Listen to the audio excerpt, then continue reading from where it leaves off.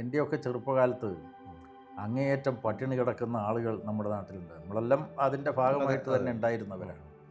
അപ്പോൾ ആ സ്ഥിതിയൊക്കെ ഇപ്പോൾ മാറി. അന്ന് ചെറുപ്പത്തിൽ അമ്മ നമ്മളോട് പറയുമായിരുന്നു, ഒറ്റ കറിയോടുകൂടിയ ഭക്ഷണം, അപ്പോൾ ഒറ്റ മണി വറ്റ് പോലും ബാക്കിയാക്കരുത് എന്നതാണ് അന്ന് അമ്മ പറയുക. കാരണം ആ ഒരു മണി വറ്റിന് പോലും വിലയുള്ള ഒരു കാലം. ഇപ്പോഴത്തെ നമ്മളെ മക്കളും മക്കളും ഒക്കെ അവർക്കിതൊരു വിഷയമല്ലല്ലോ. ഏത് തരം ഭക്ഷണം വേണമോ അത് രക്ഷിതാക്കൾ കൊടുക്കുന്നു. അപ്പോൾ കാലം മാറിയിട്ടുണ്ട്.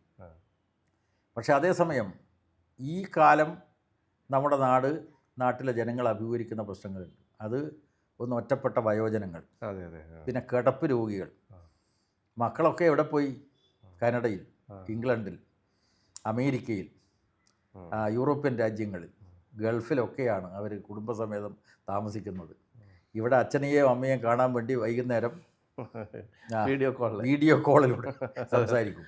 അപ്പോൾ അവർക്ക് ഒരു സ്നേഹവും പരിചരണവും കൊടുക്കുക.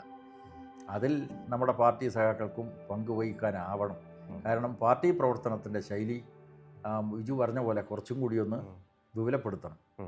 പണ്ടത്തെ തന്നെ അതേപടി ആവർത്തിച്ചാൽ ശരിയാവില്ല. അപ്പം അതുകൊണ്ട് നമ്മൾ ആ മേഖലയിൽ ഇടപെട്ടു. ഒന്ന്, കണ്ണൂരിൽ ഈ കിടപ്പ് രോഗികളെ സ്ഥിരമായി പരിചരിക്കുന്ന ഒരു കേന്ദ്രം ആരംഭിച്ചു. 75 പേഷ്യൻസിനെ ഒരേ സമയം കിടത്തി ചികിത്സിക്കണം. അവർക്കും അതുപോലെ തന്നെ കൂട്ടിരിപ്പുകാർക്കും ഒക്കെ ഭക്ഷണവും ഫിസിയോതെറാപ്പി സൗജന്യമായിട്ട് കൊടുക്കുകയാണ്. അപ്പം അങ്ങനെ ഒരു കേന്ദ്രം ആരംഭിച്ചു.